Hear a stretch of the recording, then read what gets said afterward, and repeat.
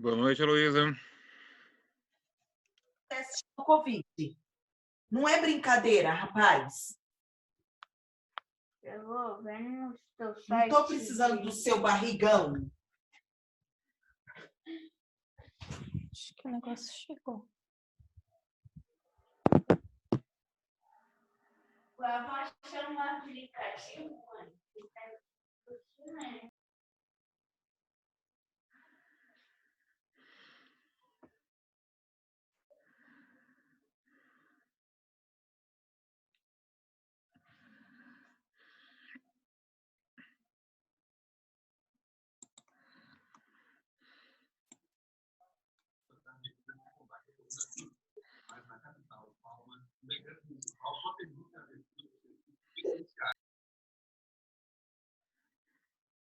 Ok. Bom, pessoal, são 9h01. Como o nosso tempo é muito curtinho, não dá para a gente esperar mais tempo pelo pessoal entrar. Então, eu vou começar a conversar com vocês. Eu vou fazer o seguinte, eu vou começar pelo comentário sobre os exercícios. Aí, a qualquer instante, se vocês quiserem postar alguma coisa, eu sempre sugiro que vocês comentem alguma coisa via chat, que fica mais fácil. Mas se quiser também abrir o microfone e perguntar, fiquem à vontade. É uma turma pequena, dá para gerenciar isso sem grandes problemas.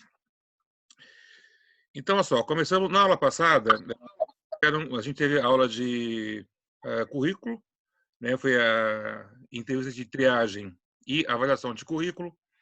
Aí nós conversamos um pouco sobre o que a gente olha sobre currículo, expliquei o que para vocês é importante. Enquanto gestores de RH, e que eventualmente vão ter que avaliar o currículo das pessoas, e também enquanto profissionais que vão precisar se colocar no mercado. Então, o primeiro exercício é para vocês colocarem o currículo atual, né, como é que vocês estão, se fossem pleitear agora o cargo de gestor de recursos humanos, e pensando no futuro, depois de formados, ou depois de formadas, como que vocês imaginam estar e qual seria o currículo. Aí eu recebi um bom número, interessante foi o número maior de exercícios do que os da aula anterior. Eu queria comentar algumas coisas com vocês. Primeira coisa que assim, que eu achei interessante, eu acredito, né, e aí óbvio que eu posso estar errado, mas eu acredito que alguns de vocês, ao elaborar o currículo, não percebeu que existia um modelo no material no AVA.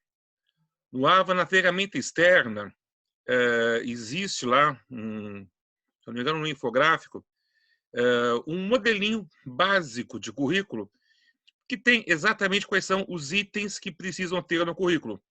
Eu comentei sobre eles na aula anterior, eu falei, en passant, sobre os principais itens, mas vocês tinham lá na ferramenta externa uma estrutura de currículo que é uma estrutura legal, uma estrutura bem aceita no mercado.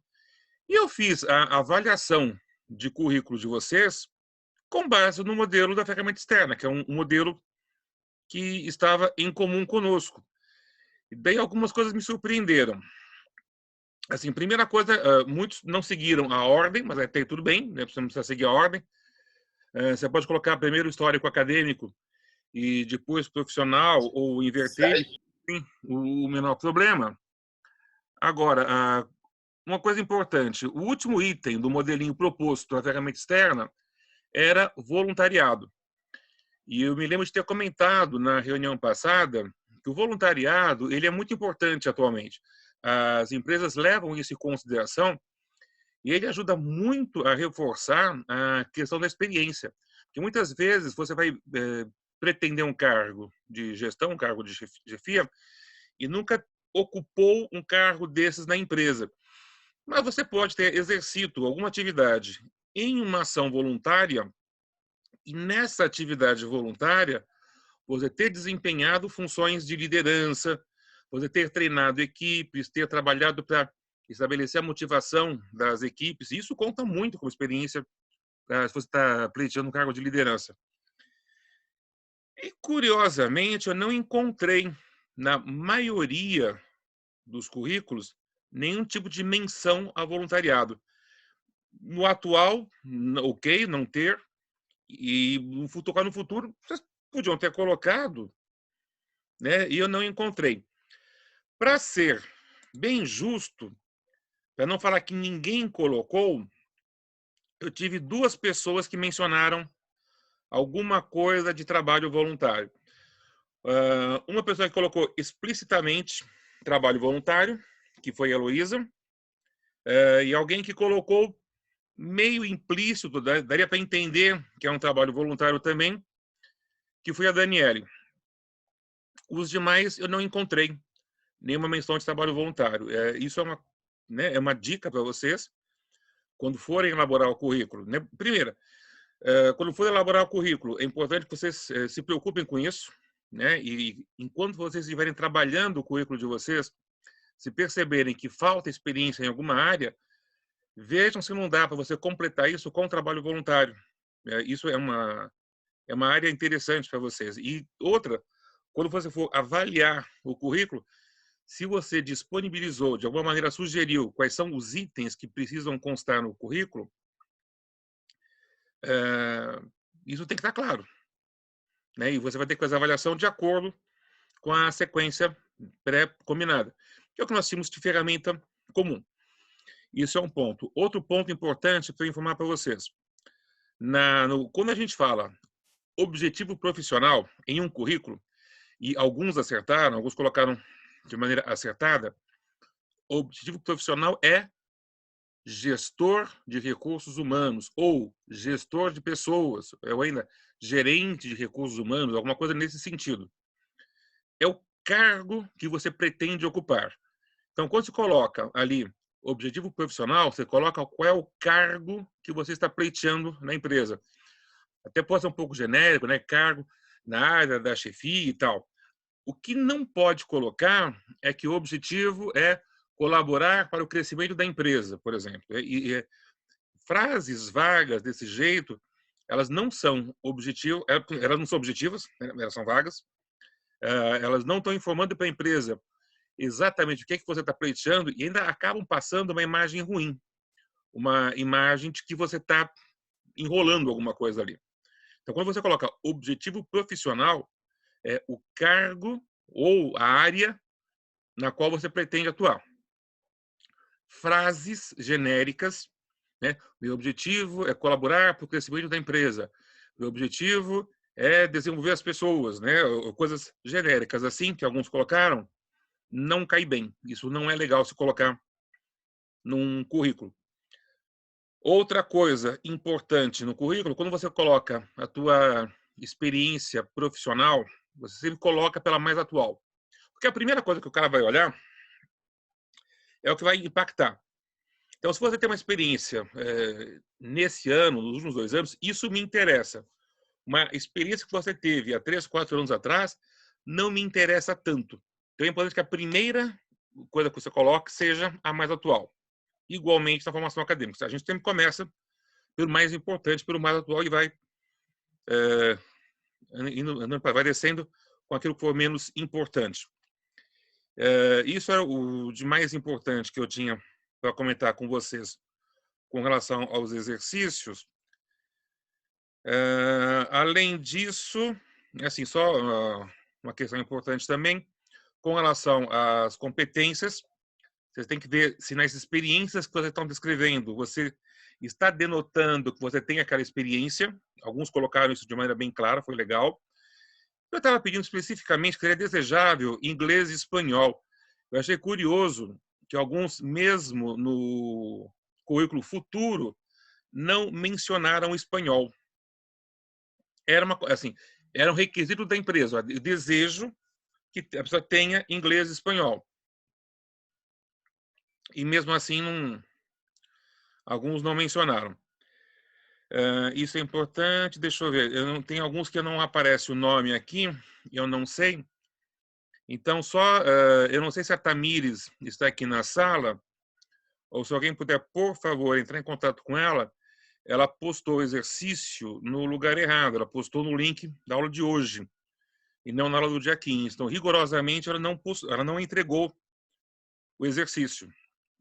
Eu precisaria que a Tamires postasse o exercício no link correto até que a data se expirasse. Não sou obrigado a considerar que ela não entregou o trabalho. Ok? Bom, ninguém manifestou nenhuma dúvida, nem pelo microfone, nem pelo chat. Estou considerando que essa questão do currículo está ok. São 9h11. Como já temos bastante gente aqui, acho que já temos o pessoal que normalmente entra em aula já está aqui. Antes de entrar na discussão dos tópicos de hoje, deixa eu comentar uma coisa com vocês. Nós estamos com previsão de fazer uma prova online no dia 13 de maio. Então, no dia 13 de maio, eu vou postar a prova pelo AVA, e aí vocês vão ter... eu vou colocar nas primeiras horas do dia 13 a prova, vocês vão ter o dia 13 para responder essa prova e postar essa prova pelo AVA. Isso tem que ser postado no próprio dia 13 de maio. Isso é a nossa previsão. Claro, pode ser que mude alguma coisa, dependendo se vai continuar a quarentena, se não vai continuar, se volta a ter aula presencial, se não volta. Mas trabalhem com esse horizonte. Trabalhem com a previsão de que nós teremos aula, nós teremos prova no dia 13 de maio. Então, 13 de maio, eu preciso que vocês postem para mim a resposta da prova. Ok? Eu vou continuar falando disso nas próximas aulas, mas já destaquem e já planejem isso com vocês, por favor. E aí, com relação ao tema da aula de hoje, vocês viram que a aula de hoje está versando sobre cenário de recursos humanos, tendências de recursos humanos. Ele fala bastante no que nós chamamos de RH estratégico, ou seja, no papel, assim, no histórico, na evolução da área de recursos humanos na empresa. Vocês vão ver isso eventualmente em outras disciplinas também, talvez de maneira um pouco mais aprofundada. Agora só uma visão, só um overview, uma visão geral desse desenvolvimento. Até algumas coisas nós já falamos em aulas anteriores, só para vocês se situarem, viu? Em que pé que nós estamos do RH, para entender o papel, não só do profissional de RH, mas o papel especificamente de recrutamento e seleção, já com um fio para desenvolvimento profissional. Eu lembro que eu comentei que a matéria tem esses dois aspectos. Até agora a gente focou basicamente em recrutamento e seleção. A aula de hoje já é uma passagem entre recrutamento e seleção para desenvolvimento profissional. Então, o pessoal que já olhou o material da ferramenta externa, que é o conteúdo basicamente da aula, vê que a gente trabalha alguns tópicos importantes, alguns pontos. Um ponto que não é novidade, que é a questão da globalização, e junto com a globalização, a mudança do perfil do trabalhador, que nas empresas antigas esperava-se mais alguém com obediência ao serviço, que soubesse seguir regras, e hoje as empresas buscam talentos, buscam desenvolver talentos e reter talentos. Lembra quando vocês trabalharam já a questão do capital intelectual? O trabalhador hoje é capital intelectual, ele é um diferencial do crescimento da empresa.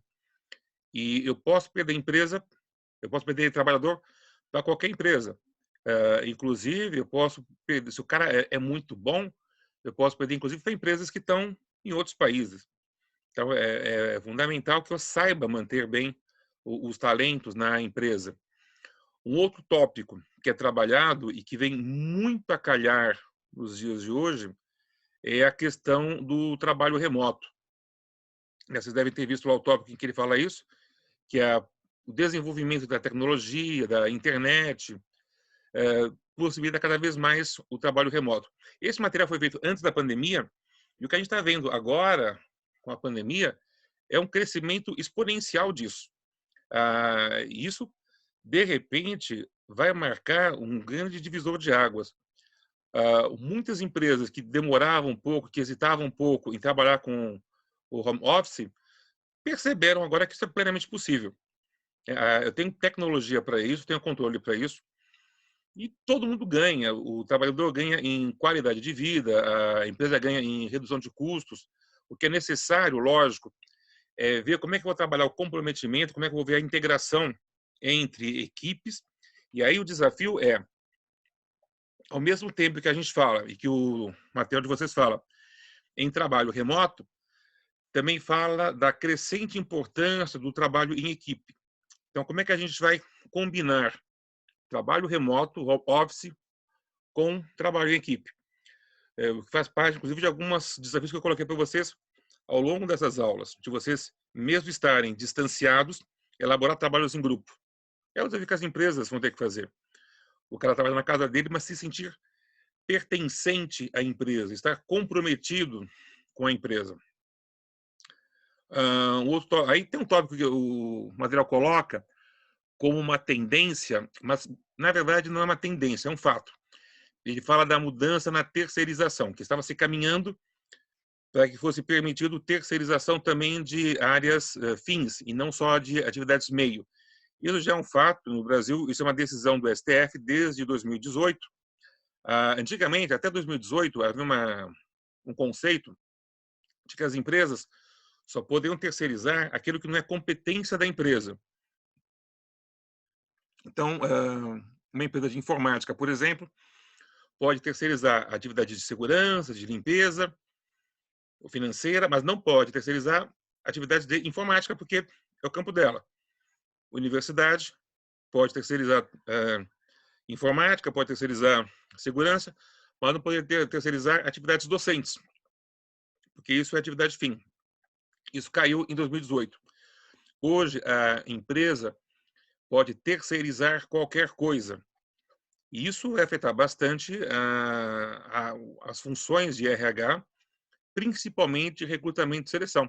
Porque daqui a pouco, muitas empresas vão optar em vez de recrutar e selecionar empregados, recrutar e selecionar empresas. Talvez empresas individuais, com uma outra relação contratual. E a gente está acompanhando toda a mudança na relação trabalhista. Isso é algo que vai balançar bastante a estrutura pelos próximos 2 anos, até vocês se formarem. Isso vai estar provavelmente bastante alterado já. Outro tópico, a gente fala na mudança de gestão. Nós vimos falando nas últimas aulas sobre gestão de competências. Em termos de gestão da empresa como um todo, tem alguns termos que são importantes que vocês se acostumem, que é gestão de processos. Então, a empresa não fica mais tão preocupada com atividade, e sim com um processo, como toda uma visão geral do processo, desde a entrada da matéria-prima até o fornecimento do produto ao cliente, e cada elemento tem que pensar isso. Então, o RH, por exemplo, não pode pensar só nas atividades de RH. Quando você contrata uma pessoa, quando você seleciona um empregado ou um candidato, você tem que pensar no cliente da empresa, em como que esse trabalhador, como que esse colaborador vai atender fundamentalmente ao cliente da empresa, à missão da empresa. Daí a necessidade de todo mundo numa organização enxergar o processo como um todo. Então, gestão de processos é uma coisa, e um conceito muito maior, que é o conceito de governança corporativa. Esse é um conceito gigantesco. Não dá, claro, para a gente esgotar nessa aula. Só dá para especificar assim, que o conceito de governança corporativa ele envolve toda a estrutura de processo decisório dentro de uma empresa.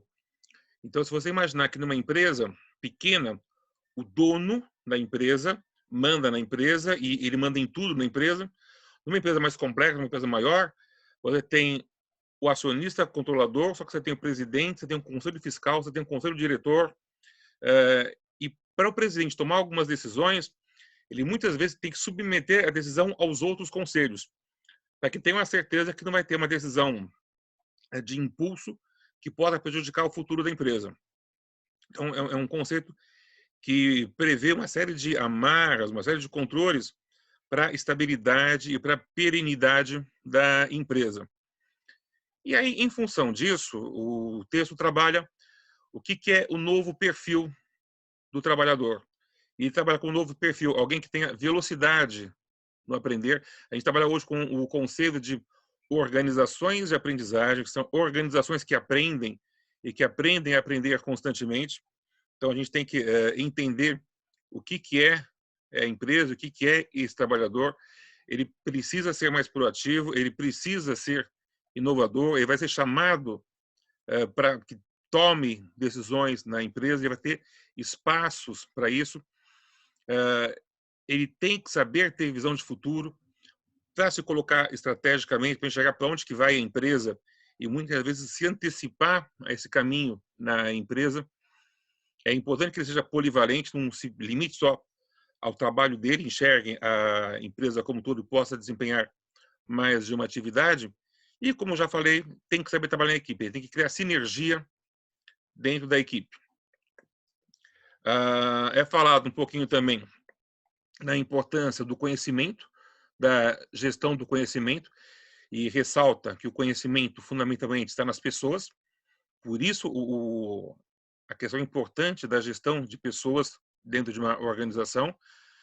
E, dentro disso, o fundamental do recrutamento e seleção, atrair talentos para a empresa e, na sequência, as outras funções de RH, desenvolver esses talentos e manter esses talentos. Também porque não vai adiantar nada. Se o pessoal do RH tiver todo um trabalho para recrutar talentos e selecionar talentos, se depois eles não forem desenvolvidos, ou pior, se forem desenvolvidos e perdidos para o mercado. Então, é fundamental que você saiba desenvolver esses talentos e manter esses talentos dentro da organização. Então, esse é basicamente o desafio. É disso que fala, basicamente, a aula de hoje. Né? E daí a gente já começa a fazer um link, então, como eu comentei com vocês, para o desenvolvimento profissional, que é o que a gente vai trabalhar, que é o que a gente vai falar nas próximas aulas. E aí, a gente tem uns minutos ainda, eu queria falar um pouquinho do exercício. Eu falei no começo, pessoal, se vocês tiverem alguma dúvida, podem colocar no chat aqui, por enquanto ninguém postou nada, eu vou seguindo, eu estou deduzindo que está tudo claro para todo mundo. Eu não sei se vocês viram o exercício que eu postei hoje, que é o que tem que ser postado até a próxima aula.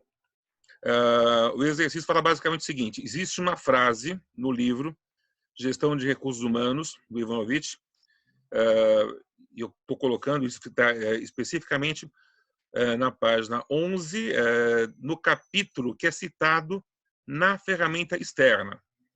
Então, na ferramenta externa, onde fala conteúdo do livro, está citando lá o nome do livro e o autor do livro. E tem um ponto em que tem uma frase do Walt Disney.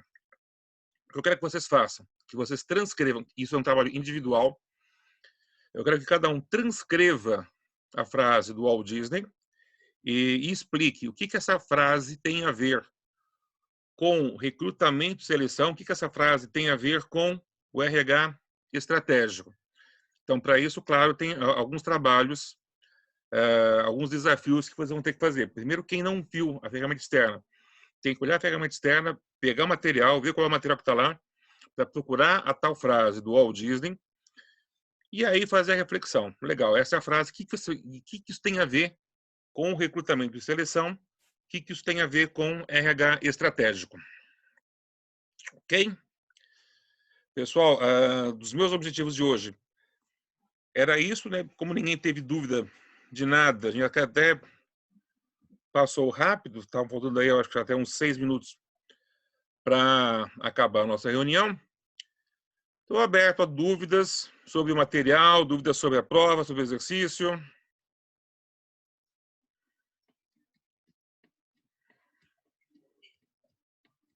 Não? Pessoal, se não tiver mais nenhuma dúvida, eu vou encerrar então,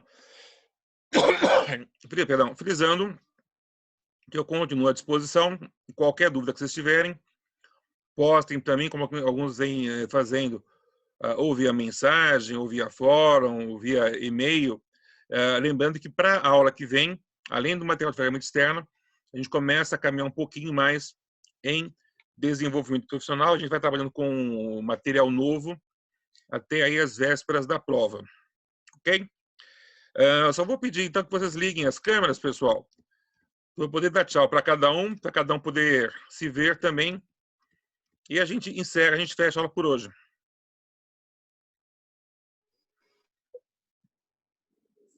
Professora, a minha não tá abrindo, é a Slane. Oi, Slane. O meu não tô conseguindo abrir a câmera. Tudo bem, mas eu sei que você está aí. Tá bom? Ok. Boa noite. Boa noite.